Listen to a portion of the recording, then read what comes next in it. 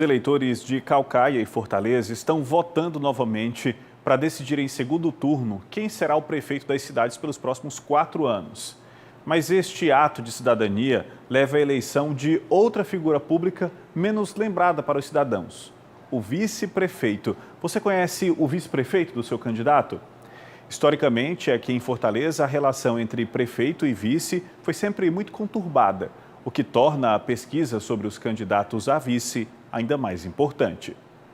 Nas ruas de Fortaleza, é difícil encontrar alguém que se interesse pelo vice-prefeito.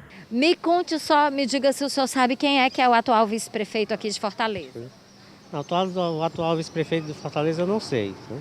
Agora o prefeito eu sei quem é, o atual eu ainda desconheço, né?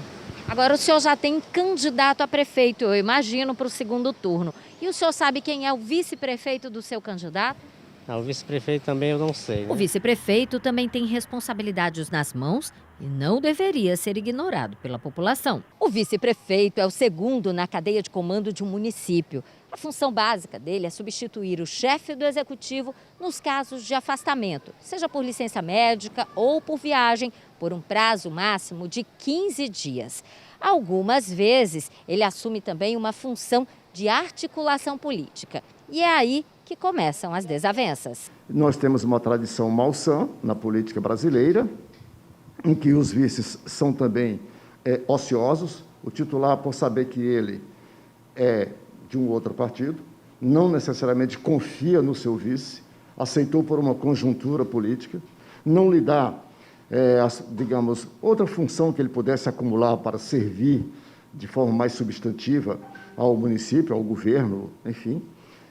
Isso cria uma ociosidade e essa ociosidade acaba por começar a fomentar o que o senso comum chama de conspiração. Não necessariamente uma conspiração, mas pelo menos vai erudindo, né, assim, a base político-eleitoral. Em Fortaleza, o relacionamento entre prefeitos e vices foi bem conturbado. Divergências, frustrações políticas e confusões foram ingredientes de episódios de rompimentos épicos. Em 1986, Maria Luísa e o vice, Américo Barreira, eram do mesmo partido. Mas isso não bastou para manter a cordialidade. A prefeita chegou a ser expulsa do PT. Em 1988, Ciro Gomes saiu da prefeitura e disputou o governo do estado, deixando o vice, Juracy Magalhães, no comando de Fortaleza. A rasteira veio quando Juracy resolveu apoiar outro candidato a governo e passou a trocar farpas com Ciro nos anos posteriores. Em 1993 e em 1996, Antônio Cambraia encerrou a gestão rompido com o vice Marcelo Teixeira.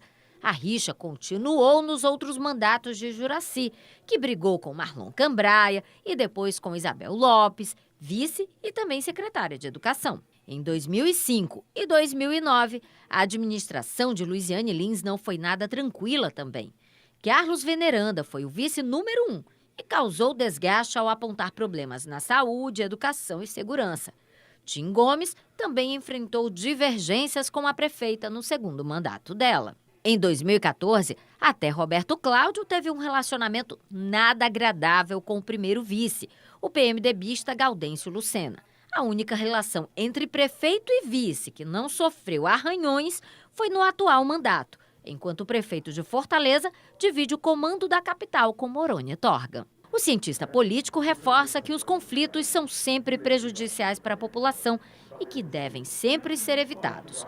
Isso justifica, em parte, o desinteresse da população pela figura do vice. A figura do vice já poderia ser dispensada, sob o ponto de vista da democracia em si. Talvez isso faça com que as pessoas até julguem que eles são inúteis. Eu não diria, né? O vice, no modelo político-eleitoral que temos no Brasil, ele tem uma função muito nobre, não só de substituir o titular nas eventuais ausências, mas ele pode, inclusive, servir como um auxiliar muito importante, seja do prefeito, seja do governador, quando ele acumula, se ele merece a confiança do titular, quando ele acumula, por exemplo, uma secretaria. Lembramos a seu Gabi, autônomo da Praça das Flores, que o atual vice-prefeito é Morônia Torga.